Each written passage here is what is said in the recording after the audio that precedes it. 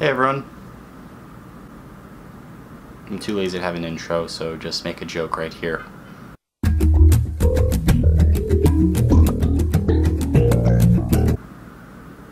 This isn't a joke. So I saw Best Friends Volume 2, but unfortunately I'm reviewing it alone this time. You know what, I don't even remember that girl's name that I was with that last time. So let's do this. We can have a good review on my own. So Volume 2 of Best Friends, Tommy Wiseau and Greg Sestero's new film project, takes place right after Volume 1. Not gonna spoil much, but certain things happen between Tommy Wiseau and Greg Sestero's characters, and they kind of, if you know what I mean. And now Greg and his girlfriend, they're on the run. And they think Tommy is dead. He's not really dead, obviously. And some weird, crazy antics ensue. It's insane, and ridiculous, and bonkers, just like Volume 1. But something that kind of needs to be said is that Tommy Wiseau is really not in this film very much. Like, he's got some scenes scattered throughout the film, and he has an amazing monologue and several moments towards the end of Volume 2, but for the most part it's just Greg and his girlfriend. And I think Greg Sestero manages to carry the movie well enough on his own. He's definitely taken a lot of acting classes over the years and he knows how to act. It's just that it's only him, and what I loved about Volume 1 was the dynamic between the two and how they played off each other. So that's gone, but Greg is at least able to carry it. The set pieces and stuff that they experience are more than enough to keep me entertained. I was never bored throughout this film. In particular, there's this really creepy motel manager that was just hilariously over the top.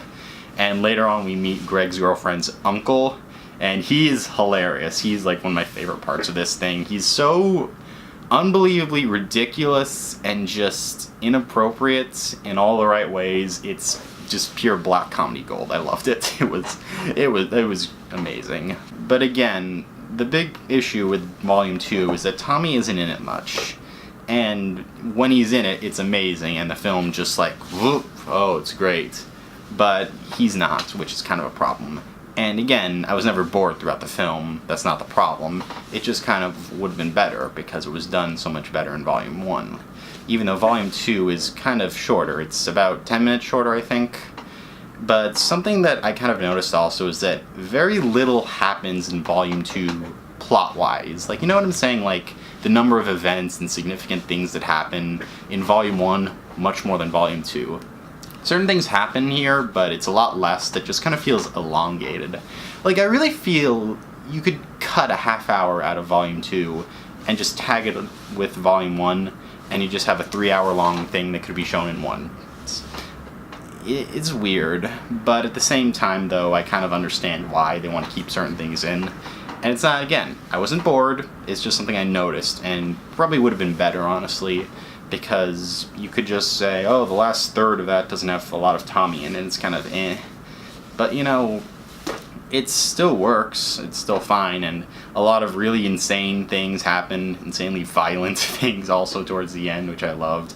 And the ending, I must say, also is great. I did not expect it at all. It's a very nice message about friendship and, you know, what we think of other people.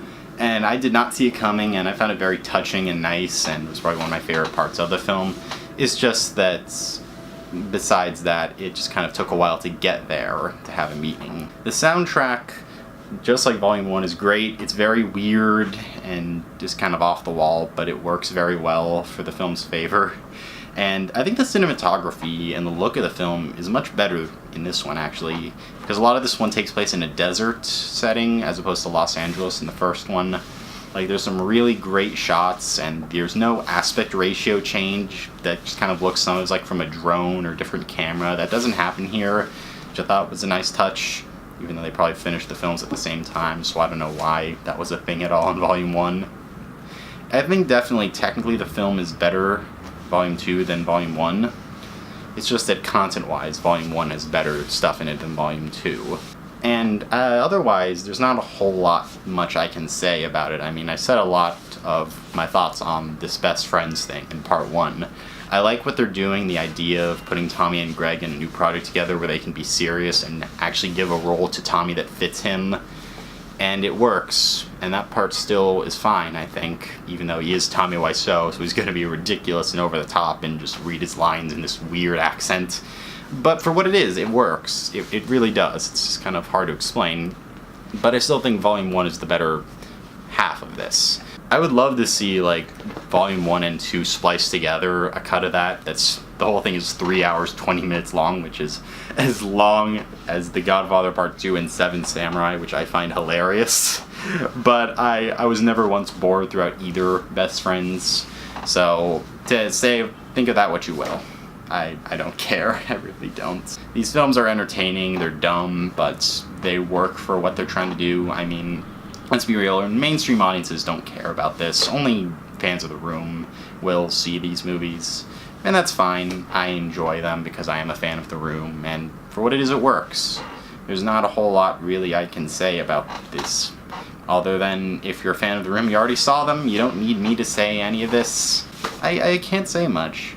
I think Volume 1 is the better half, but as a whole, I'm a fan of the Best Friends thing. It works. It works well. So, can't give it a normal rating, so 5 Narutos out of good anime once again for Volume 2. Which makes the entirety of Best Friends 10 animes out of great anime Narutos. Well, thank you all for watching my Best Friends Volume 2 review. Made this one shorter, partially because I didn't have as much to say, and also because a certain friend of mine thinks that if I make these shorter, I'll get more views. Tell you what, if this gets more views than my Volume 1 review, well then, I guess you win, and if not, though, it doesn't matter, like I keep telling you. But anyway, see you all next time.